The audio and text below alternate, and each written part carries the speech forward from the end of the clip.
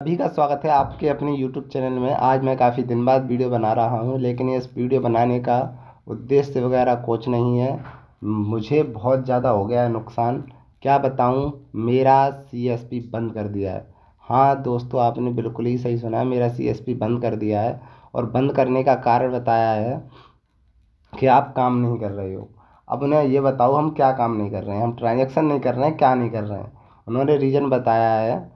तो दोस्तों ऐसा था, मेरा CSP बिल्कुल सही चल रहा था। और अब मेरा बैंक अकाउंट भी लिंक हो गया था। और पहले जो RBO से धमकी दे गए थे कि आप अपना वो पासबुक प्रिंटिंग मशीन लगवाओ, हमने पासबुक प्रिंटिंग मशीन भी लगवा ली।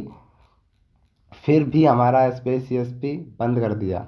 क्यों, इसके बारे में पूरी जानकारी दूंगा इस वीडियो में।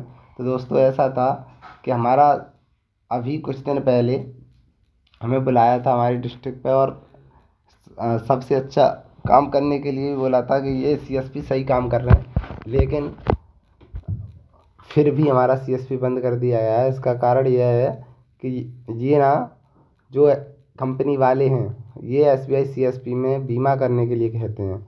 और बीमा वो भी क्या क्या कैसे करने के लिए कहते हैं? 420 का बीमा है कोई, और एक 20 रुपये का बीमा है जिसे हम कहते हैं सुरक्षा बीमा योजना, और वो जीवन ज्योति बीमा।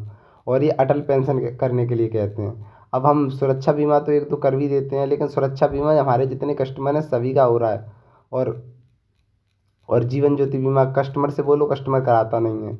अब ये कहते हैं कि कैसे भी करो, हमें हमें बस करके दो, हमें कोई मतलब नहीं है। तो हम प्रयास करते हैं करने का। पर आधे से ज़्यादा कस्टमर के में ये आता है कि ऑलरेडी हमने उनसे बोला कि सर कस्टमर के में ऑलरेडी आ रहा है। तो वो ये बोलते हैं कि नए खाते खोलो। अब हम नए खाते कहाँ से खोलते हैं सर, आप ही बता दो। हम नए खाते खोले कहाँ से? नए खाते खोलते हैं, प्री चेक सर्विस फील्ड आता है। फॉर्म अगर किसी का खुल भी जाता है तो फॉर्म ब्रांच में 10-10 दिन ब्रांच में ही पड़ा रहता है। एक एक डेढ़ डेढ़ महीने में खाता खुल के आता है। एक खाता एक महीने में मुश्किल से खुल पा रहा है। ज़्यादातर में प्री चेक सर्विस फील्ड, और नहीं तो यूनिक नंबर। अगर किसी के पास पैन कार्ड नहीं है तो उसका खाता ही नहीं खुलेगा। तो हम खाता कहाँ से खोलें और कहाँ से हम अ, उसे लेके आएँ कस्टमर को, जिसका ये करें? और ये ऊपर से ये कहते हैं कि अच्छा वो नहीं तो फिर अटल अटल पेंशन योजना करो।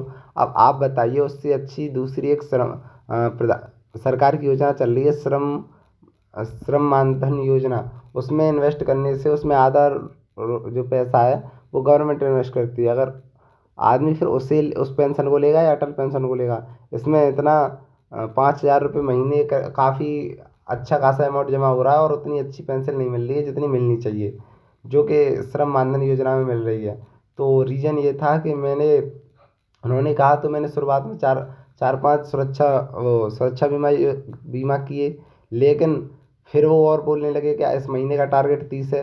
फिर कोशिश की, प्रयास किया करने का, लेकिन आधे से ज़्यादा कस्टमर का ऑलरेडी बीमा हो रहा था। इसमें एक और सिस्टम है, वो बीमा ऑटोमेटिक रिन्यूअल हो जाता है। और उसके लिए मैं जीवन ज्योति बीमा जो 400 इतने का होता है उसको करने के लिए बैठा, तो इतना कस्टमर के में पैसा ही नहीं है। क्योंकि जीरो बैलेंस में से कस्टमर ज़्यादा से ज़्यादा पैसा निकालने का प्रयास करता है, कोई डालने का प्रयास नहीं करता। और जो डालने का प्रयास करता है उसको ऑलरेडी बीमा हो के रखा होता है। तो इस वजह से मेरा CSP कर दिया बंद। और CSP बंद करने के बाद मुझे ग्रुप से रिमूव भी कर दिया है। अब मेरा कंपनी वालों से कोई कांटेक्ट नहीं है।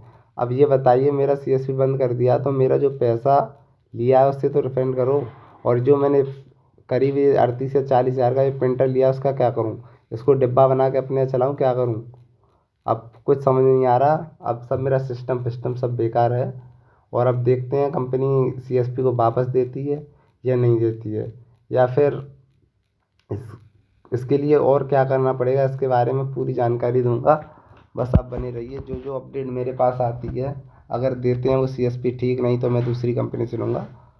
और क्या, और उसके बारे में भी प्रोसेस आप सभी को बता साझा शेयर करता रहूँगा आपके साथ कि कैसे दूसरी कंपनी से लूँगा। लेकिन अगर मैं पहले तो कोशिश करूँगा कि यही मिल जाए। लेकिन और देखते हैं। वीडियो देखने के लिए धन्यवाद।